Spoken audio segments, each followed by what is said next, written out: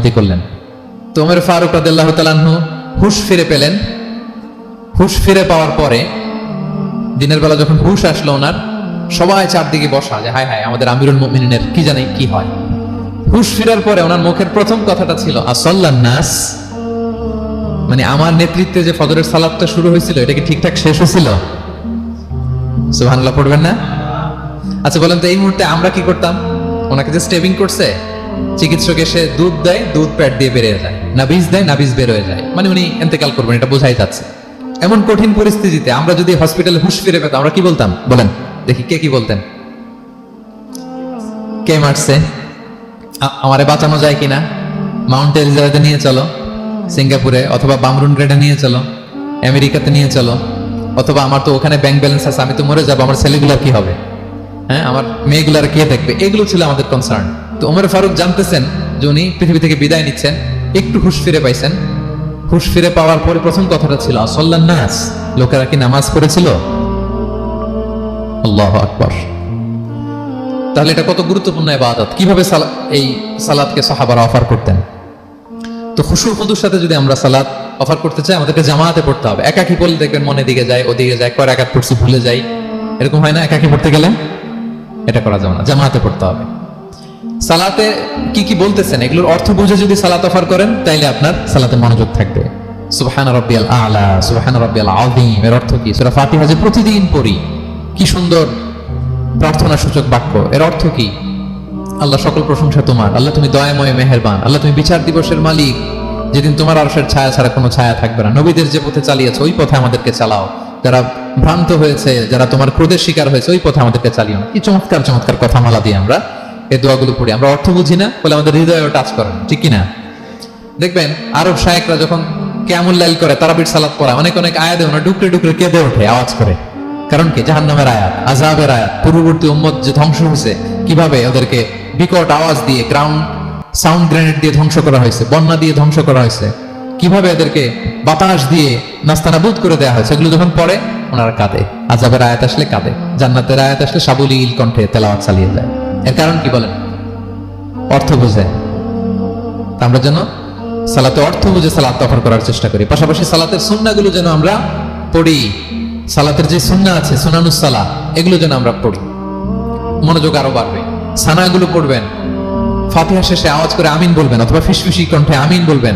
বিষ্ণু সাল্লাল্লাহু আলাইহি ওয়াসাল্লাম বলেন, ইদা আম্মানাল ইমামু ফাআমিনু, ইমাম আমিন বললে তোমরাও আমিন বলো, কারণ এই মাত্র একটা দোয়া করা হয়েছে। সূরা ফাতিহাটা কি? একটা দোয়া। ইদা ওয়াফাকা তা'মিনুকুম তা'মিনাল মালাইকাতি গুফিরা লাহু মা তাকাদ্দামা মিন যামবিহি ওয়া মা তাআখার। রাসূল সাল্লাল্লাহু আলাইহি ওয়াসাল্লাম বলেছেন, ইমাম যখন আমিন বলে তোমরাও তখন আমিন বলো, কারণ তোমরা যখন আমিন বলো ফেরেশতারাও আমিন বলে। আর তোমাদের আমিন আর ফেরেশতাদের আমিন যখন একসাথে হয়ে যায় তোমাদের পূর্বের সব গুনাহ আল্লাহ মাফ করে দেয়। এটা আমিন বলা সুন্নাহ, বলবেন।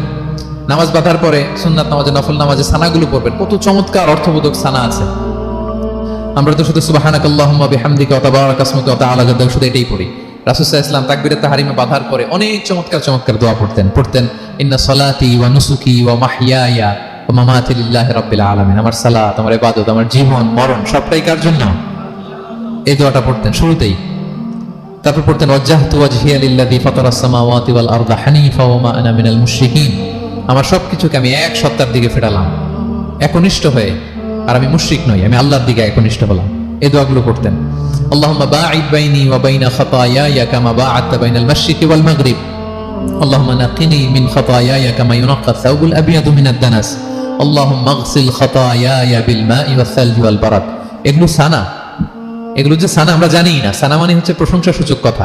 আমরা শুধু সুবহানাকাল্লাহুম্মা বিহামদিকা এতটুকুই পড়ি।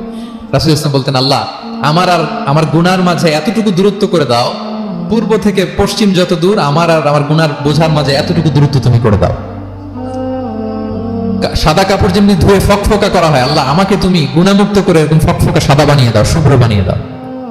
আল্লাহ আমাকে তুমি বরফ দিয়ে, ঠান্ডা পানি দিয়ে, তুষারপাত দিয়ে ধুয়ে আমার গুনাহগুলো তুমি পরিষ্কার করে আমাকে তুমি নিষ্পাপ করে দাও। এগুলো বলে এরপর আলহামদুলিল্লাহ রাব্বিল আলামিন সূরা ফাতিহা শুরু করতেন।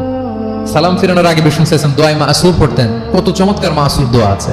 আবার বিষ্ণু বলতেন, লা ইউসাল্লিমান্না আহাদুকুম হাত্তা ইয়াতাআওয়াদা আন আরবা মিন আযাবিল কবর মিন আযাবি জাহান্নাম মিন ফিতনাতিল মাহইয়া ওয়াল মামাত ওয়া মিন ফিতনাতিল মাসিহিদ দাজ্জাল। আমার কোন উম্মত যেন সালাম ফেরানোর আগে এই 4টা জিনিস থেকে পানাহ চাওয়া ছাড়া যেন সালাম না ফিরায়। একটা কি, আল্লাহ তুমি জাহান্নামের আযাব থেকে বাঁচাও, আল্লাহ তুমি কবরের আযাব থেকে বাঁচাও, আল্লাহ জীবন মরণের ফিতনা থেকে বাঁচাও, আল্লাহ তুমি দাজ্জালের ফিতনা থেকে বাঁচাও। পড়ে না আমিন। তো এত এঙ্গেজমেন্ট যদি আপনার নামাজে থাকে, আপনার মন এদিক সেদিক যাবে? হ্যাঁ, আপনি অর্থ খেয়াল করতেছেন, আযাবের আয়াত আসলে আপনি অশ্রুসিক্ত হচ্ছেন, আপনি দোয়ায়ে মাসুর পড়ছেন, আপনি সানা পড়ছেন, আপনি দীর্ঘ সময় কিয়ামুল লাইল করতেছেন, আপনার মনে এদিক সেদিক ছুটবে? বলেন তো ছুটবে না।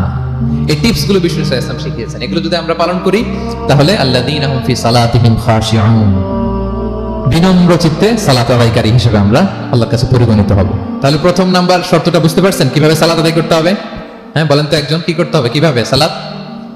খুশুর সাথে, বিনয়বনত চিত্তে, সাবমিসিভ ভাবে, নাকি তাড়াহুড়ো করবেন? কিভাবে পড়বেন নামাজ? ধীরে সুস্থে, উইথ রিল্যাক্স। 2 নম্বর আল্লাহ বলেন ওয়াল্লাযীনা হুম আনিল লাগবি মুআরিদুন। 1 নম্বরে তো তারা নামাজে যখন দাঁড়ায় ধীর স্থির ভাবে খুশুর সাথে পড়ে। 2 নম্বর হচ্ছে তারা অনর্থক কাজ থেকে বিরত থাকে। অনর্থক কথা কাজ এগুলো মুমিনরা বলে না, এগুলোতে জড়ায় না।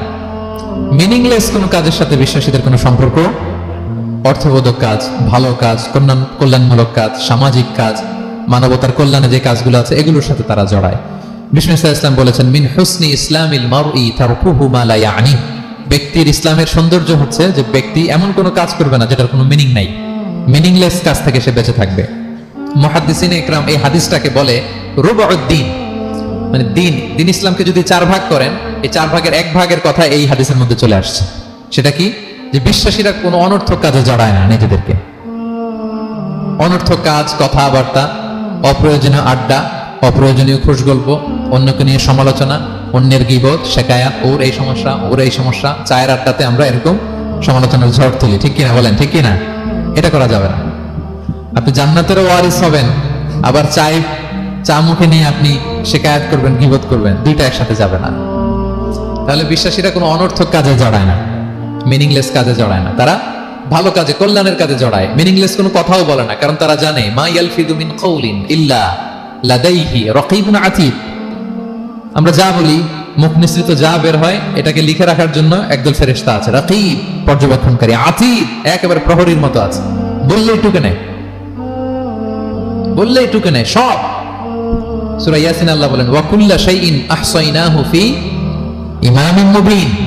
আমি ইমামুম মুবিন নামক এক দালিলিক রেজিস্ট্রি খাতায় সবকিছু তুলে রাখছি, সব পাই টু পাই আপনি পাবেন। আপনি অবাক হবেন, মালি হাযাল কিতাবি লা ইউগাদিরু সাগীরাতান ওয়ালা কাবীরাতান ইল্লা আহসাহা। এটা কেমন আমলনামা, ছোট্ট ভালো কাজ করেছে ওইটাও আছে, ছোট্ট খারাপ করেছে ওইটাও আছে। অবাক হবেন আপনি, সব আল্লাহ তাআলা সেখানে তুলে রাখবেন। তো বিশ্বাসীরা কোনো অনর্থক কথা কাজের সাথে জড়ায় না, এজন্য কারণ তারা জানে এগুলো সব রেকর্ডেড।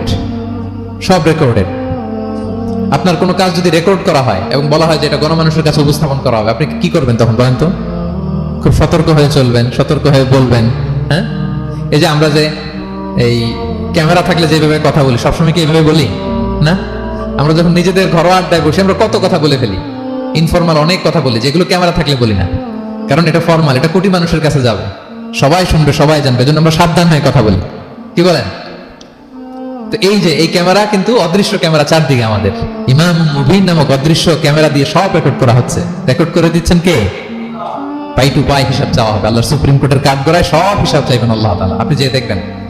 তো বিশ্বাসীরা এই সেন্সটা মাথায় রাখে, সব যেহেতু রেকর্ডেড, যা মনে চায় মুখ দিয়ে বলা যাবে, যা মনে চায় করা যাবে না। এজন্য অহেতুক কথাবার্তা, অহেতুক সমালোচনা, অহেতুক গসিপিং, অহেতুক কমেন্টস এগুলো করবো না। এখন সোশ্যাল মিডিয়ার যুগে দেখবেন যে কমেন্টসের বন্যা বয়ে যায়, যার যেটা মনে চায়, কারণ ধরার কেউ নাই, দেখার কেউ নাই, বলার কেউ নাই, যা মনে চায় লিখতে থাকে। হ্যাঁ, বিশাল একজন বড় মাপের লোক, তার ওখানে যে লিখতেছে যা মনে চায়, গালি গালাজ, ওনাকে অ্যাডভাইস দেওয়া, নাসিহাত দেওয়া ইচ্ছে মতো। বিশ্বাসীরা এটা করে না, তারা অনর্থক কোনো কাজে জড়ায় না, এবং কেউ জড়াতে চাইলেও তাকে স্পেস দেয় না। একদল আছে দেখবেন যে আপনি আজে বাজে কাজে জড়ান না, এটা আবার অনেকের ভালো লাগে না, তো তারা এসে আপনাকে জড়াতে যাবে, তর্ক করবে, আপনার সাথে ডিবেট করবে, পায়ে পাড়া দিয়ে ঝগড়া করবে, এরকম আছে না নাই? আপনার কমেন্ট বক্সে এসে দেখবেন যে গালি দিবে, হ্যাঁ, ট্যাগিং করবে, পোক করবে, আপনার মানে আপনাকে অস্থির বানাতে চাইবে। আপনি কি করবেন? আপনিও আরেকটা গালি দিয়ে দিবেন কমেন্টস। আপনারা তো স্বাধীনতা আছে নাকি? আপনি দিবেন গালি? কি করবেন? সালাম দিবেন। কি দিবেন? ওয়া ইযা খাতাবাহুমুল জাহিলুনা ক্বালু সালামা। সূরা ফুরকানে আল্লাহ বলেছেন যে মূর্খরা যখন অনর্থক তর্ক করতে আসতে চায়, বিশ্বাসীরা তাদের সাথে ওই ফাঁদে তারা পা দেয় না। তারা কি করে? সালাম দিয়ে কেটে পড়ে। তাহলে পায়ে পাড়া দিয়ে যদি কেউ এখন থেকে ঝগড়া করতে চায় আমাদের সাথে, আমরা কি করব? সালাম দিয়ে ওখান থেকে কেটে পড়ব। তাহলে বিশ্বাসীদের 2 নম্বর বৈশিষ্ট্য, ওয়াল্লাযীনা হুম আনিল লাগবি মুরিদুন, বিশ্বাসীরা অনর্থক কাজে জড়ায় না। 3 নম্বর হচ্ছে ওয়াল্লাযীনা হুম লিযাকাতি ফাইলুন, বিশ্বাসীরা তাদেরকে যদি আল্লাহ তাআলা ধন সম্পদ দিয়ে সমৃদ্ধশালী করে, তারা যাকাত দেয়। কি দেয়? আপনারা যাকাত দেন তো নাকি? দেখে তো মনে হচ্ছে সবাই ব্যবসায়ী, হ্যাঁ, চেহারা দেখে মনে হচ্ছে মাশাআল্লাহ অনেক সম্পদের মালিক। যাকাত দিতে হবে। আমরা যে যাকাত দেই, এটা কি আমরা করুণা করি? বলেন তো না। যাকাত হচ্ছে গরিবের হক। ওয়াফি আমওয়ালিহিম হাক্কুন লিসাইলি ওয়াল মাহরুম, আল্লাহ বলে ধনীদের সম্পদে গরিবদের অধিকার আছে। তারপর যখন কারো অধিকার দিলেন, আপনি কি তার প্রতি করুণা করলেন? হ্যাঁ, অধিকার কি করুণা? বলেন তো না। আপনার সম্পদে গরিবের অধিকার, আপনি করুণা করেন নাই, বরং আপনার থেকে যাকাত নিয়ে ওই গরিব আপনাকে করুণা করে গেছে। কারণ যাকাত নেওয়া তার জন্য আবশ্যক না, আপনার দেয়া আবশ্যক। ও যদি বলে আমি যাকাত দিব না, তো আপনি কারে দিবেন? ও যাকাত গ্রহণ করে আপনাকে বাঁচালো। তাহলে credit goes to them, thanks goes to them. Islam চায় এই যে অর্থনৈতিক তারল্য, এটা সমাজে সবার কাছে থাক। এক পাশে গাছতলা, আরেক পাশে পাঁচতলা, এরকম বিভাজন ইসলাম চায় না। ইসলাম চায় সবার হাতে টাকা পয়সা থাক। কাইলা ইয়াকুনা দুলাতান বাইনাল আগনিয়াই মিনকুম, টাকা পয়সা যেন শুধু ধনীদের মধ্যে সার্কুলেট না হয়, সবার কাছে যেন যায়। এজন্য আল্লাহ বলেন তোমাদের সম্পদে গরিবের অধিকার আছে। এটা করুণা না, এটা অধিকার। আর যদি এই ফরজ ইবাদত আপনি আদায় না করেন, আল্লাহ বলেন কঠিন শাস্তি তোমাদের জন্য অপেক্ষা করছে। আল্লাযীনা ইয়াকনিজুনা আয-যাহাবা ওয়াল ফিদ্দাতা ওয়া লা ইউনফিকুনহা ফি সাবিলিল্লাহ ফাবাশশিরহুম বিআযাবিন আলীম। স্বর্ণ জমায়, রূপা জমায়, ব্যাংক ব্যালেন্স, যাকাত দেয় না, তাদের জন্য কঠিন আযাব, কঠিন আযাবের সুসংবাদ দিয়েছেন আল্লাহ। দুঃসংবাদ না, সুসংবাদ। মানে হেয় করে, তুচ্ছ করে আল্লাহ তাআলা বলেছেন। ছেলে ইংরেজি পরীক্ষায় ফেল করছে, মা বলে ফেল করছে না, পড়াশোনা তো নাই, তোমার বাবা আসুক, এমন মাইট দিবে, মাইট দিলে মজা টের পাবা। আচ্ছা বলেন তো, মাইট দিলে কি মজা লাগে না ব্যথা লাগে? কিন্তু মা কি বলছে? মজা টের পাবা। মানে ওরা তুচ্ছ করে, তাচ্ছিল্য করে বলছে, মায়ের তীব্রতা বোঝানোর জন্য বলছে যে এমন মাইট দিবে, টের পাবা, দাঁড়াও, তোমার বাবা আসুক আজকে ঘরে। আল্লাহ ওইটাই বললেন। এই সম্পদগুলোকে লোহার খুন্তি বানিয়ে জাহান্নামের আগুনে পোড়ানো হবে। 3 জায়গায় সাকা দেওয়া হবে, ফি তুকুবা বিহা জিবাহুম, কপালে, পাজরে, পিঠে। আর বলা হবে হ্যাঁ দা মা কানাস্তুম, এগুলো তুমি জমায় রাখছিলা, দাও নাই মানুষকে। Bank balance, FDR, fixed deposit, price bond, এটা সেটা দাও নাই তুমি। আর হাদিসে এসেছে সোজা আন আকরা, টেকো সাপ হবে, মোস্ট ভেনোমাস স্নেক। সাপের মাথায় কিন্তু চুল গজায়, জানেন? সাপের মাথায় পশম আছে, কিন্তু যেই সাপের যেটা বেশি বিষাক্ত, এটার মাথায় পশমও থাকে না বিষের কারণে। এরকম সাপ, এই সম্পদগুলো সাপ হয়ে ছোবল মারবে আর বলবে আনা মালু, আমি তোমার প্রাইস বন্ড, আমি তোমার ব্যাংক ব্যালেন্স, আমাকে খাওয়ার জন্য তো রাখছিল, আজকে উপভোগ করো। আল্লাহু আকবার। আল্লাহ আমাদেরকে হেফাজত করুক। সো যাদের সম্পদ আছে আমরা যেন যাকাত দেই, হিসেব করে করে যেন দেই। আপনাদের স্ত্রীদের যাদের অর্নামেন্টস, জুয়েলারি আছে, তারা যেন তাদের সম্পদের যাকাত দেয়। 25 গ্রাম যদি সোনা থাকে, বা 595 গ্রাম যদি রূপা থাকে, অথবা এই পরিমাণ সম্পদ থাকে, ভাবিরাও যাকাত দিতে হবে। এটা ইন্ডিভিজুয়াল ইবাদত। আপনার যাকাত আপনার, ভাবির যাকাত ভাবির। আপনি চাইলে টাকা দিয়ে হেল্প করতে পারেন, কিন্তু ওনারও হিসাব করতে হবে, এবং এটা কম্পালসারি, দিতেই হবে, দিতেই হবে। তাহলে ওয়াল্লাযীনা হুম লিযাকাতি ফাইলুন, 4 নাম্বার হচ্ছে তারা যাকাত দেয়। 5 নাম্বার 6 নাম্বার আল্লাহ এক আয়াতে বলে ফেলেছেন, ওয়াল্লাযীনা হুম লিআমানাতিহিম ওয়া আহদিহিম রাউন, বিশ্বাসীরা আমানতের হেফাজত করে আর কথা দিলে কথা রাখে। 5 নাম্বার হচ্ছে আমানতের খেয়ানত করে না বিশ্বাসীরা, কারণ আমানতের খেয়ানত করে এটা মুনাফিকের আলামত। ইযা তুমিনা খানা, বিষ্ণু বললেন মুনাফিকদের বৈশিষ্ট্য হচ্ছে ওদের কাছে আমানত রাখলে ওটা আর পাওয়া যায় না পরে। এমন লোক আছে না সমাজে, আমানত রাখলে আর পাওয়া যায় না। তারা কি মুমিন না মুনাফিক বলেন তো? ইন্নাল্লাহা ইয়া'মুরুকুম আন তুআদ্দুল আমানাতি ইলা আহলিহা, আল্লাহ বলেছেন যার আমানত তাকে বুঝিয়ে দাও। বিষ্ণু ইসা ইসলামকে মক্কার লোকেরা 2টা উপাধি দিয়েছিল, এক হচ্ছে আস-সাদিক, 2 হচ্ছে আল আমিন। সাদিক মানে সত্যবাদী। কারা দিয়েছিল? ঘোর শত্রুরা, অপোজিশন পার্টি, তারা উপাধি দিয়েছে। একটা হচ্ছে সাদিক মানে কি, আরেকটা হচ্ছে আল আমিন, বিশ্বস্ত। এতটা বিশ্বস্ত যে বিষ্ণু ইসা ইসলাম মক্কা থেকে মদিনায় যেদিন হিজরত করতে যাবেন, আমানতের জিনিসগুলো উনি আলী রাদিয়াল্লাহু তাআলা আনহুর কাছে রেখে গিয়েছিলেন। এত এত আমানতের সম্পদ ওনার ঘরে ছিল। এই ডিপোজিট বুঝিয়ে দিতে আলী রাদিয়াল্লাহু তাআলা আনহুর টানা 3 দিন সময় লেগেছে মক্কাবাসীদের আমানত বুঝিয়ে দিতে। সো যার আমানতদারিতা নাই তার ঈমান নাই। বিষ্ণু বলেছেন লা ঈমানা লিমান লা আমানা চালা, যার আমানতদারিতা নাই ওর ঈমানই নাই। এবং আমানত ধ্বংস হয় এটা কিয়ামতের আলামত। ইযা দুইয়াতিল আমানাতু ফান্তাযিরিস সাআ, যখন আমানত নষ্ট হবে তোমরা কিয়ামতের অপেক্ষা করো। এখন বলেন তো আমাদের সমাজে আমানতের কি অবস্থা? খুবই খারাপ। আল্লাহু আকবার। আমানতটা কিন্তু এই যে এই ভাই আমাকে 2000 রিঙ্গিট রেখে বলছে আগামী মাসে এটা আমি নিব, একটু রাখেন, শুধু এটাই আমানত না। আল্লাহ আপনাকে যে পুরো সম্পদ দিয়েছেন এটা আমানত। আপনার ব্যবসা প্রতিষ্ঠান এটা আল্লাহর দেয়া আপনার কাছে আমানত। আপনার ছেলে আছে, মেয়ে আছে, স্ত্রী, তারা আল্লাহর দেয়া আমানত আপনার কাছে। আপনার নেম, আপনার ফেম, আপনার পাওয়ার, আপনার নলেজ, এগুলো আল্লাহর দেয়া আমানত। আপনি দেশের প্রধানমন্ত্রী, পুরো দেশটা আপনার কাছে আমানত, ঠিক কিনা? এই আমানতের ব্যাপারে জিজ্ঞেস করা হবে। বিশ্বাসীদের বৈশিষ্ট্য তারা আমানতকে হেফাজত করে, আমানত রক্ষা করে। আমানতের খেয়ানত তারা কোশ্চিনকালেও করে না। 6 নম্বর হচ্ছে ওয়া আহদিহিম রাউন, বিশ্বাসীরা কথা দিলে কথা রাখে, তারা ওয়াদার খেলাফ করে না। ওয়াদার খেলাফ করাও কিন্তু মুনাফিকের আলামত। ওয়া ইযা ওয়াআদা আখলাফা, ওয়াদা দিলে মুনাফিকরা এটা খেয়ানত করে, তারা কথা দিয়ে কথা রাখে না। এবং আপনি কাউকে কথা দিয়ে যদি না রাখেন, এরকম প্রত্যেকটা প্রমিস, কমিটমেন্টের ব্যাপারে আপনি জিজ্ঞাসিত হবেন। আল্লাহ বলেন ওয়া আউফু বিল আহদি ইন্নাল আহদা কানা মাসউলা। কথা দিলে কথা রাখো। ছেলে মেয়েদের কথা দিলে কথা রাখবেন, বন্ধু বান্ধবদেরকে কথা দিলে কথা রাখবেন, স্ত্রীকে কথা দিলে কথা রাখবেন। প্রমিস দিলে এটা রাখতে হবে, কারণ এর ব্যাপারে জিজ্ঞেস করা হবে। নবীদের মধ্যে ইসমাঈল আলাইহিস সালাম ওয়াদা রক্ষার ব্যাপারে খুব বেশি সোচ্চার ছিলেন। সব নবীরাই ছিলেন, উনি বেশি সোচ্চার। এজন্য আল্লাহ বলেন ওয়াজকুর ফিল কিতাবি ইসমাঈল ইন্নাহু কানা সাদিকাল ওয়াদি ওয়া কানা রাসূলান নাবিয়্যা। উনি ছিলেন সাদিকাল ওয়াদ, প্রতিশ্রুতি রাখতেন। এক লোকের সাথে ওনার কথা হলো যে আগামীকাল বিকেলে ওনারা দেখা করবেন। ইসমাঈল সাল্লাম বিকেলবেলা আগামীকাল যে এক গাছের নিচে কমিটমেন্ট ছিল যে অপেক্ষা করলেন, কিন্তু ওই লোক আসে নাই, ভুলে গেছে। ইসমাঈল সাল্লাম ভাবলেন আজকে ভুলে গেছে, মনে হয় আগামীকাল আসবে, আগামীকাল আমি যাব। এরপরের দিন আল্লাহ নবী ইসমাইল যে ওই লোকের জন্য ওখানে হাজির, কিন্তু ওই লোক ওই দিনও আসে নাই। ইসমাঈল সাল্লাম বললেন মনে হয় এরপরের দিন আসবে। ইসমাঈল সাল্লাম এরপরের দিনও যায় হাজির। এভাবে একদিন দুই দিন না, টানা 30 দিন উনি আসরের পরে ওই গাছের নিচে ওই লোকের জন্য অপেক্ষা করেছেন। কারণ ইন্নাল আহদা কানা মাসউলা, কথা দিলে কথা রাখতে হবে।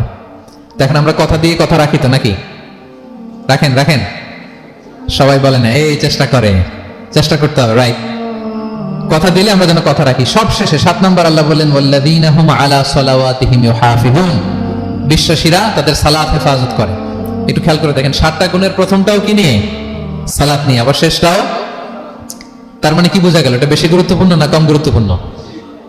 সব নষ্ট হতে পারে, মুমিনের নামাজ নষ্ট হতে পারে, নামাজকে হেফাজত করতে হবে। হাফিজু আলা সালাওয়াত, আল্লাহ বললেন তোমাদের নামাজগুলোকে তোমরা হেফাজত করো। আগের যুগের উম্মতেরা সেনাগলকে না গেলে ইবাদত করতে পারতো না, চার্চে না গেলে ইবাদত করতে পারতো না, কিন্তু আমরা মসজিদেও নামাজ পড়তে পারি, বাইরেও পড়তে পারি। 5টা বিশেষ বৈশিষ্ট্য আল্লাহ তাআলা বিষ্ণু ইসা ইসলামকে দিয়েছিলেন। এর মধ্যে একটা হচ্ছে জুইলাত লি আল আরদু কুল্লুহা মাসজিদান ওয়া তাহুরা, আল্লাহ আমার জন্য পুরো জমিনটারে মসজিদ বানাই দিয়েছে। পুরো জমিন, আপনি ফ্লাই করতেছেন, বিমানে পড়তে পারবেন, আপনি সাগরে আছেন, জাহাজে পড়তে পারবেন, আপনি বিকেলবেলা মাঠে আছেন, ওযু থাকলে আল্লাহু আকবার বলে দাঁড়ায় যাবেন, বন্ধুদেরকে নিয়ে যে কোনো জায়গায় নামাজ পড়া যায়, ঠিক কি না? এই নামাজ নিয়ে কোনো এক্সকিউজ চলবে না। No excuse will be granted that day.